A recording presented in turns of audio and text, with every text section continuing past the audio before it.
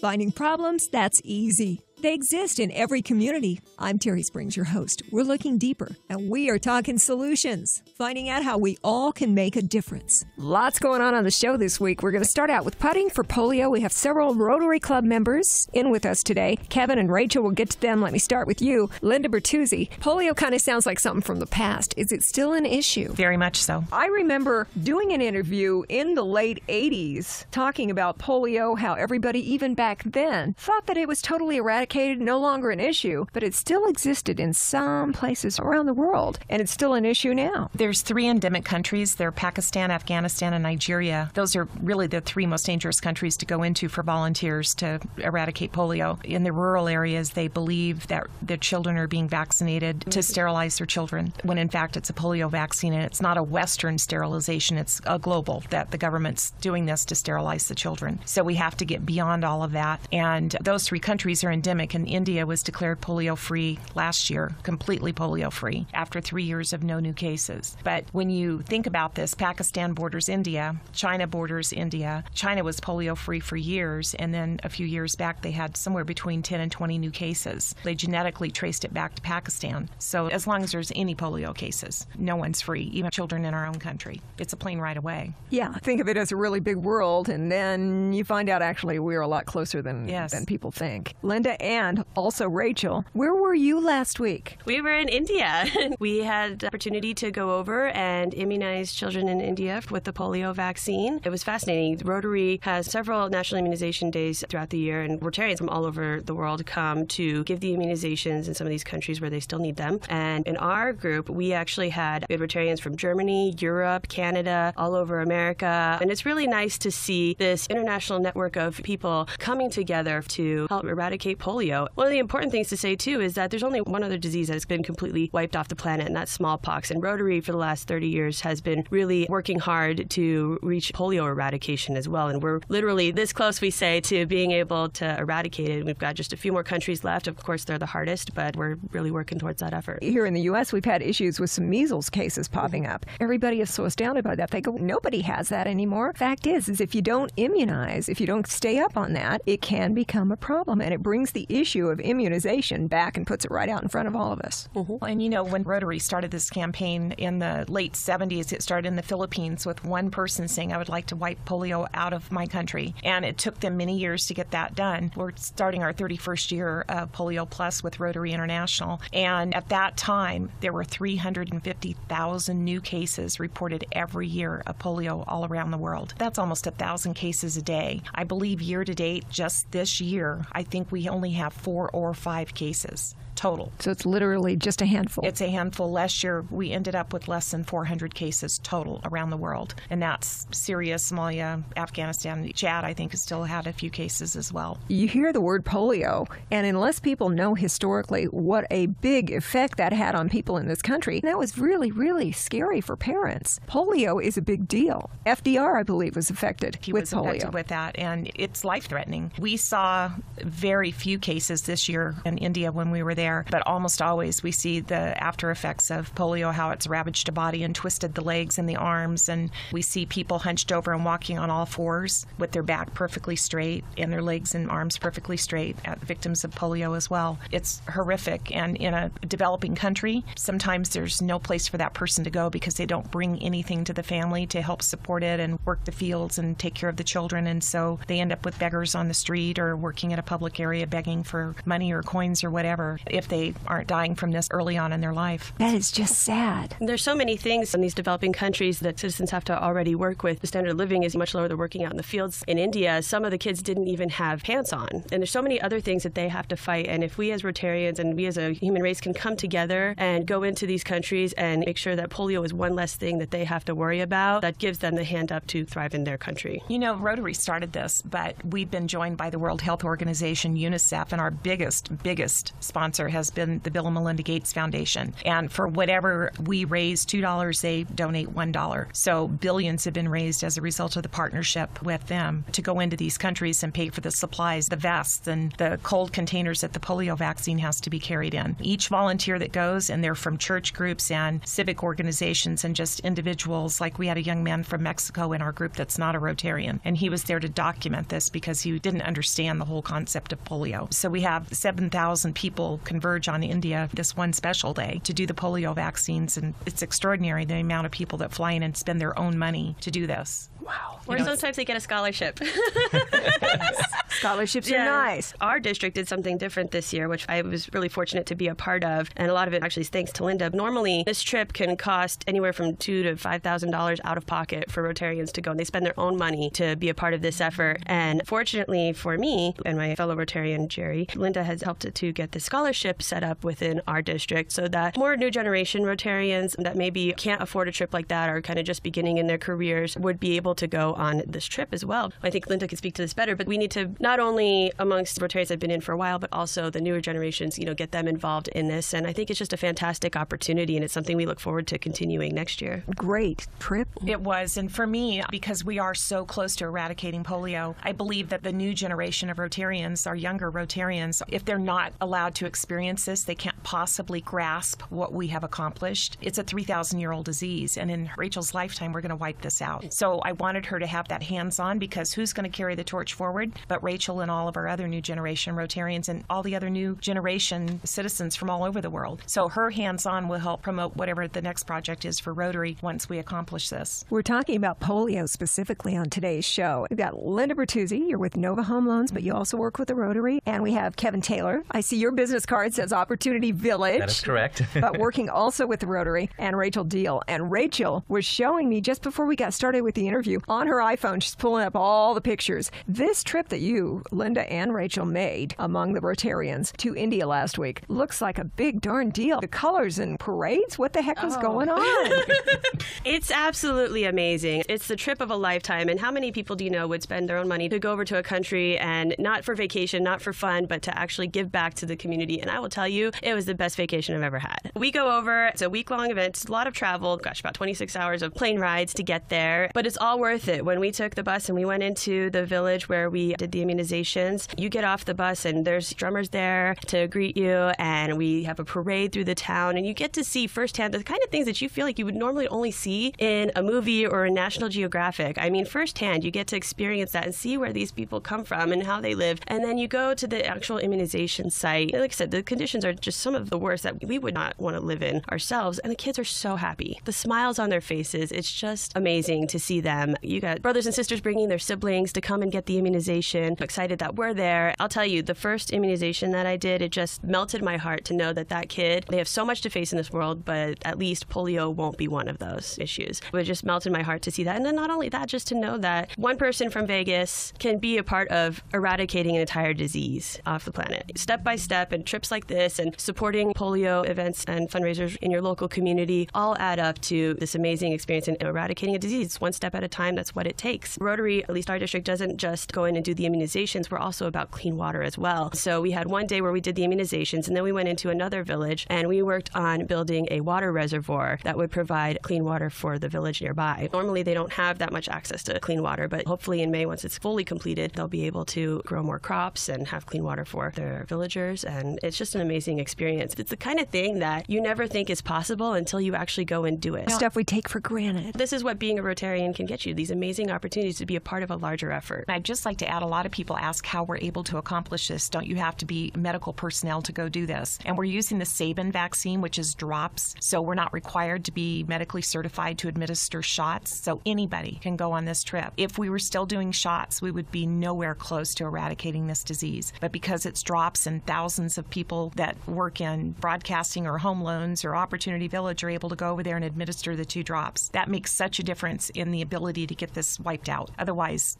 I wouldn't see how we could do this. You find out how great it feels to really make a difference. And the villagers were so happy and so thankful. I can't tell you how many ceremonies they did for us to say thanks. And they came in and did a special ceremony, said thank you, and gave all the men a turban and the women nice shawls. And the villagers really backed this effort. And we worked side by side with them, both on the immunization site and at the reservoir site. It was really a great cultural experience just to be able to work side by side with them. As we went through the village of Gacera to go do the water project, we stay in cottage tents. They're a little bit nicer than what you would expect. But as we're walking through the village and they're all greeting us with leis and things like that, two of the elders in the village came up to another one of our Rotarians from Canada and with tears in their eyes said, thank you for what you're doing for us, because it's a $30,000 project to bring this water reservoir into their village. And it's quite a big deal. And they were out working with us. They were bringing us tea and snacks during our project, and even the children came out and helped. They have no idea that in 30 or 40 or 50 years, they'll be the elders in their village, and they'll be so grateful that that reservoir was built to help keep their village alive and thriving. We were talking about fundraising events a moment ago,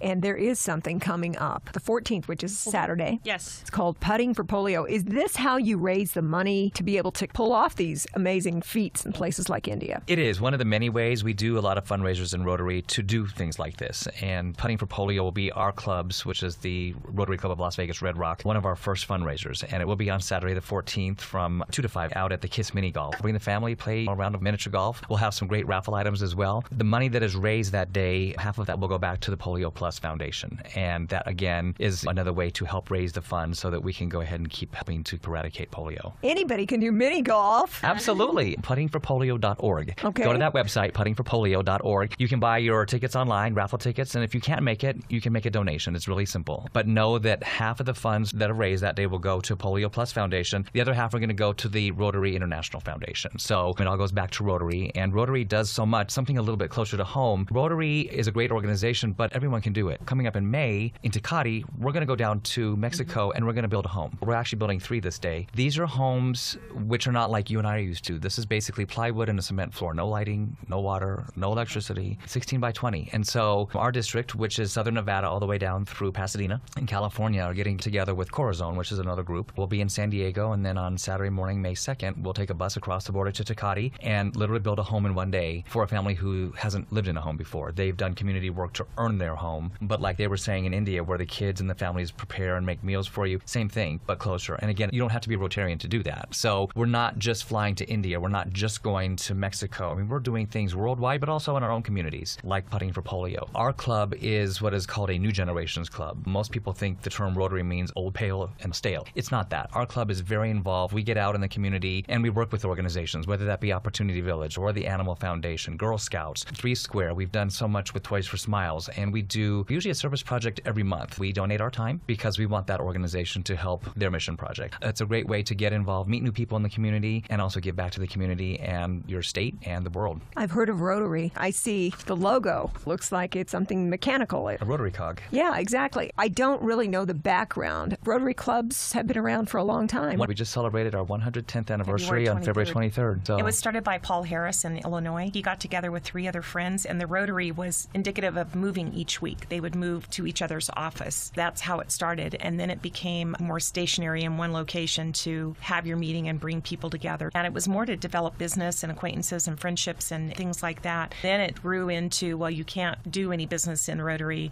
and then it got back to how we were originally founded, which is business development and fellowship. Most of the clubs meet weekly. Kevin's club meets at night. My club, the Las Vegas Fremont Rotary Club, meets downtown at the Four Queens and Hugo's Cellar at noon, and we have clubs that meet at 7 a.m. So there's always a location all over Southern Nevada, Boulder City, Laughlin, Henderson, Pahrump, Mesquite, and quite a few clubs here. So anybody who would be interested, visit any club and feel what that particular club's personality is about and what their work is, and find one that fits for them. It's like a volunteer service type organization. It doesn't sound to me like there are any certain prerequisites that you need to be this kind of person, you need to work in this kind of business to be able to be involved. It's just reaching out to the community and saying, let's all work together on some really great projects. It is. It's business professionals and city, county government leaders and retired folks, and we have Rotary in the schools, Rotaract and Interact, and I think we have the club at UNLV still, right? Yeah. So it starts young so they can get familiar with Rotary, and then they go on and still continue to work with Rotary as they get older. We offer scholarships to local kids in our school district here. 8th graders go to a teen leadership camp. We have have junior high school students that go to a Rotary Youth Leadership Camp as well. So we're always promoting our youth and building better leaders. So it all comes from the youth all the way up to as old as you are. If you want to join a club and you feel like giving some time and paying whatever the dues are for that particular club, it's pretty awesome. The thing that you all have in common as members of Rotary is that you're interested in getting together, socializing, fellowship, and working on projects that benefit not just our community, but obviously expanding beyond our borders, since both Linda and Rachel, who are in the studio with us this morning, you look pretty fresh for somebody who just got off the plane from India. Yes. 29 hours? Yeah. And that's the wonderful thing about Rotary is that, you can, if you just put yourself out there, you can be as involved as you want. And if you want to join Rotary and join for the fellowship and the networking and the local service, then that's all you do. You come to the weekly meetings, you go out and you help when we go to Opportunity Village or 3 Square and we do a service project for them. But if you open yourself up, Rotary is, I feel, one of the only organizations that can really give you that experience to go international and do these types of projects. I never thought before I joined Rotary that I could ever go and build a home. But here I was 2 years ago hammering my first nail building a ladder. I don't have an engineering degree, but I could go in and they could teach me these skills, and you just get some amazing, fantastic opportunities and you're able to help the community at the same time. And I love it. Going back to that, when we go to Mexico, I did my first one last year. We're doing it again in May this year. It really is incredible because you go to a town that's very poor. They don't have a lot. Matter of fact, when we were doing the build last May, the family that we were building the home for on their parents' lot, they made lunch for us in an outdoor stove. So they don't have indoor electricity, very little, but the home that we built does not have any electricity or running water. We added a outdoor bathroom, which was attached to the side of the home for the first time we did that. It's very primitive bathroom. Very primitive, exactly. But this is a town of people who are so appreciative because what we have here and what we take for granted every single day, this is the castle for them. And to, at the end of the day, give this family their keys to their first home, which is made out of plywood, glass windows with chicken wire over them, and a cement slab and a locking door that they've never had before that they can now call their own. Shelter. Yeah. It's amazing because you're crying because they're crying so much. They're grateful. But then it's also a great way for us because we drive down to California and we're there, but we're meeting other Rotarians within our community and people who are not even Rotarians who said, you know what, that sounds like a great thing. Can I go with you? So at the home site, you learn how to really work together as a group because, again, like Rachel just said, I don't have degrees in building. You've got leaders there saying, okay, we need people to paint this first. We need another group to assemble the roof. We need another group to put up the walls, put the window in. So you're being taught this on the fly. There's no power tools. It's all manual. No prefab. And I'd just like to add, part of the home build is not just providing a home. We also provide scholarships for their children to continue in school because they usually drop out in elementary school at some point. We also offer job training for the parents. We offer domestic violence prevention classes. It's all done through Corazon and our Super Build program that we do. So it's more than just the shelter. It's a bigger picture to make the community stronger and better as a result of bringing everyone up. No wonder they're crying. We'd all be crying for this. This is a wonderful thing because it not just gives the shelter and gives the home, the first home with the door and the key and the lock and all these things they didn't have, but the idea of scholarships and things for their kids to keep them in school, that is huge. And we talk about that these homes are very primitive, but just to give you an idea of where they come from, the first year I did the build, there was a family of, I believe it was 5, living under 2 garage doors propped against each other. And can you imagine not only not having a bed, not having 4 walls, but they can't keep anything under there without it getting stolen. Somebody's got to be there all the time. Just the security issues as well. And so even though what we're building is somewhat primitive for them, it's the first time that they have a lock to their door and they can keep something in their home and leave and know that it's safe and have that shelter. And so it really does mean a great deal to them. And it's important if you're not able to come out and actually be a part of these events there to at least support them in your local community by supporting these fundraisers. We had one last year for Corazon. This year we're putting our efforts behind polio. So the Putting for Polio event will be a great way that you can help support the efforts that we're doing in India locally and come out and have fun with your family. $10 per ticket and $10 per raffle ticket. You can buy it online at puttingforpolio.org or day of, come to the event and help us out. Some events are really expensive to participate in. $10, I think most of us could probably handle that. Mm-hmm. We have a couple of different avenues that somebody, if they were interested in donating to the Super Build, which is what Rotary District 5300 calls it, they can actually write a check to the District 5300 Foundation, find that information on the internet, or they can also, for polio, they can donate to Polio Plus. Also on the internet, there's a place there to donate, and we're still raising millions of dollars because the last 1% that we have to eradicate is actually the toughest of all. That's what it says on Rachel's shirt. It says Polio Plus right there. Yep. It sounds like Rotary's got a lot of different things going on. You two, both Rachel and Linda, just came back from India. Kevin, you're talking about the build for the house that's going to be down in Tecate in Mexico in the near future. There's just a lot of activities. If somebody would like to get more information about Rotary, maybe say, that might be the kind of project I could go for. Where do we send them? You could do a couple things. For those of you who are tech savvy, there's a Rotary app. You can download that right onto your phone, and it tells you where your club meetings are, what time they meet, what day they meet. You can go to Rotary.org. You can look it up that way. Rachel and my club is the Rotary Club of Las Vegas Red Rock. You can check us out on Facebook at Red Rock Rotary LV. Linda's club is Las Vegas Fremont Rotary.org, and we also have a Facebook page. Our club meets Tuesday evenings at 6:30 at PT's. So we meet at a bar. It's great, you know. So Even that happy hour, sounds have a drink, fun. have some food, dinner, meet some great people. But again, each club is different. But ultimately, when we get together, because we do have several times throughout the year where we, as Rotarians, do get together club to club, and we visit other clubs, and that's the beauty of Rotary too. So just because I live here, I may take a vacation, go to Hawaii. You know what? There's Rotary in Hawaii. I'll take time and drop into a meeting over there, and I'm always welcome with open arms. Every club is different. You go to Linda's club, they're a singing club, what we call it. We're actually a humming club. We don't sing very well.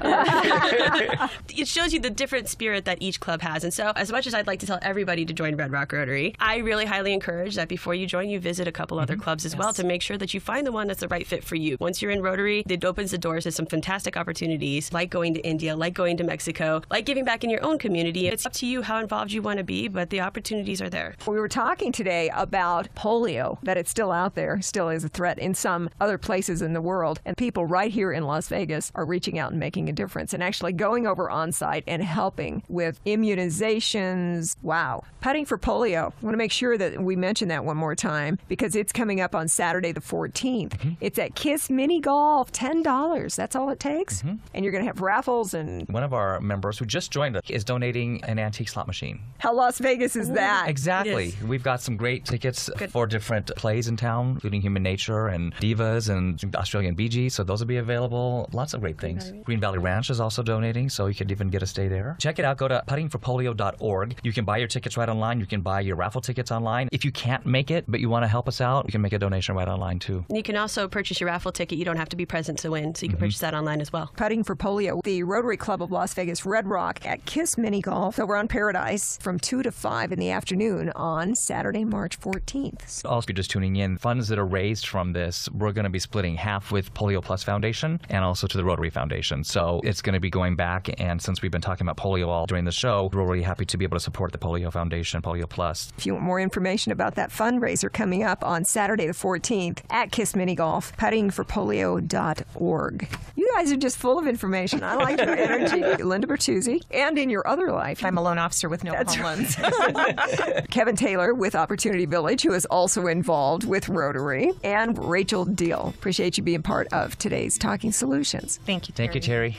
Something special is coming to the Smith Center starting next Friday for 5 performances. It's called Once on This Island. Tori Russell and Deidre Thompson are here to fill us in. Tori, what's your title? The founder and the director of A Source of Joy Theatricals, Broadway in the Hood, and the show Once on This Island. The show is coming to the Smith Center. This is going to be so great. And Deidre is actually in the show. What part are you playing? Mama Yurley, the peasant who finds the little girl in the tree, the main character, Timoon. I find her as a child after a terrible storm on the island. Tori and Deidre, Once on This Island. My friend Lynn had told me about this. She goes, "Oh, Terry, there is this great show coming to the Smith Center. You got to know about it." Yes. Once on This Island is the Caribbean version of The Little Mermaid. If you take the story of The Little Mermaid and you put it on a Caribbean island, there you have it. The story of how love can conquer death, potentially, and how you can overcome anything. It's 1 hour and 30 minutes of non-stop singing and dancing. Non-stop. Nonstop. Nothing but energy and fun and a powerful story. By the time we reach an hour and 20 minutes, the audience is just boo-hoo crying. Oh. And before you know it, they're rejuvenated and they fall in love with the story of Timoon. It has been on Broadway. Yes, Once on This Island opened in 1991, which was where I had the opportunity to see the show on Broadway. And I had seen Cats and Les Mis and Phantom and all of these huge shows. And we walk into the theater and there's no curtain and there's no set. And I'm going, what kind of show is this? Ugh. And it was the first time in my life that I had ever seen African Americans on stage. And these 12 black people came on stage and they sang. sang. I mean, their performance, the music, the story. And the great part about it is that we've had an opportunity to integrate the cast. So our Las Vegas cast is a very racially diverse cast, and we're able to bring so much dimension to the story. We just love it. And the response, we did the show in Hollywood, and we received rave reviews in Hollywood. So we're excited to be coming to the Smith Center. I had been on the Smith Center website. It's 5 performances. Yes, we're doing 5 performances. It's March 13th, 14th, and 15th. We have 2 matinees. Friday is at 8, Saturday is 3 and 8, and Sunday is 3 and 7. And the ticket price? Tickets are only $21, plus their tax and service fees that they charge. So roughly about $25 total. The thing about our organization and us partnering with the Smith Center to have this production is that we really wanted to make it reasonable so that everybody can come out and bring their family and everyone can come and have a good time at a reasonable price. Our organization, A Source of Joy Theatricals, Broadway in the Hood, we normally do shows that are free and open to the public. So we've done The Color Purple, we've done Dreamgirls, we've done The Best of Broadway. And this gives us an opportunity really to help the community see that we can all come together and enjoy the arts and entertainment. This is our first fundraiser, and we wanted to even make that reasonable. So we're inviting families and friends to come out and even join us. We have the St. Patrick's Day Parade on the 13th that morning, and then we have a matinee show at 3 o'clock, and then we have an 8 o'clock evening show. So we have a lot to pack in, but we really want to have families come out and join us. Anyone interested in the arts, join us, please. And for groups, school groups,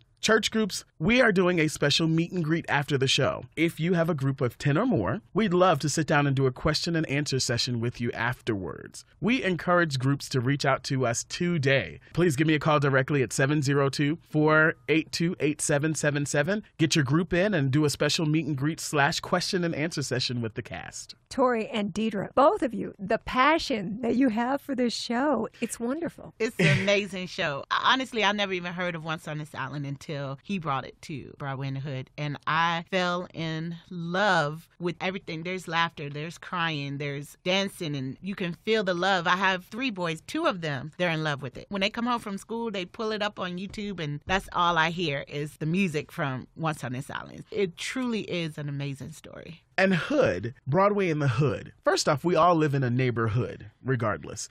But Hood stands for Helping Others Open Doors. And that really is what our organization is about. It's about helping people to see that you can grow past wherever you are, no matter where you are. People are constantly learning and growing. So our organization is about helping young people and people of all ages see that if it's the arts that you want to be a part of, that we can help you gain access and understand the right way to do it. Rigorous schedule. I've been blessed. I did my first show on Broadway when I was 15. I toured the country as the assistant to Tyler Perry, and as well, I was the tour manager for Dr. Maya Angelou for 8 years until she recently passed away. But the same thing that was expected from me, we expect from our cast members in the organization, because I know when you get in the real world of entertainment, it's not really rosy. You have to prepare yourself for the rigorous schedule ahead. And so we're just honored. We're so thankful that the Smith Center said yes. And when we approached them, and the people who are head of the Smith Center have been to see almost every single one of our productions, they've always been wonderful followers. And they said, you know what? Yes, let's do this. It's about time that the community comes together and supports this organization. So that's what we're doing. And we thank Beasley Broadcast and all of the stations that are truly a blessing to this community and allowing organizations such as mine to reach the people through radio. We want to get the word out because there are only 5 performances of Once on This Island. March 13th, 14th, and 15th at the Smith Center. Tickets are only $21. A very family, fun, friendly show. It's written by the same people who wrote the Broadway musical Ragtime. They also wrote Seussical. The show was nominated for 8 Tony Awards when it came out in 1991. People who have heard of Once on This Island fall in love with it. I'm blessed to say that our cast now has a love affair with this show, and so honored and excited to present it here to the community in Las Vegas. It's not far off. It's coming up the 13th through the 15th, 5 different performances at the Smith Center. I really would like to send a special thank you to the cast and to the crew. They have worked endlessly, and they have really put in their heart and soul.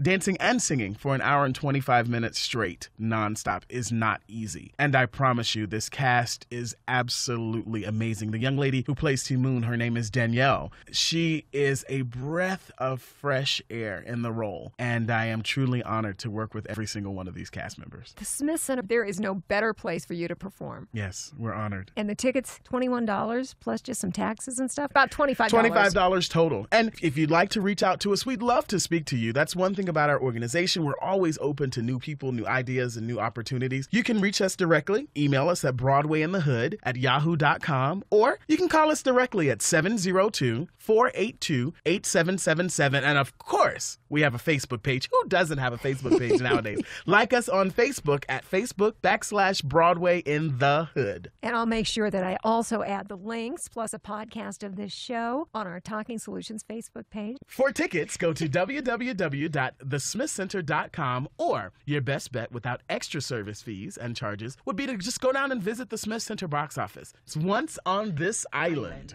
March 13th through the 15th, a total of 5 performances. You can go in the evening. You can go to a matinee. Tori, I'm so glad that you came to us to tell us about Once on This Island. Yes, thank you all so very much. And again, I'm so honored. Thank you all. Once on This Island, coming to the Smith Center March 13th through the 15th. Tori and Deidre, thank you so much for joining us and telling us what's going on with Once on This Island on Talking Solutions. Lots more on the way for you on today's Talking Solutions. I'm Terry Springs. Coming up, 1 week from today, there's a big bowl-a-thon at the South Point Bowling Center. It's Kids Helping Kids. Our Beasley family's involved, and we'll fill you in. And my friends from the Las Vegas Valley Humane Society are coming in to tell us all about this year's Wag-a-Tail Walk-a-thon. Hang tight.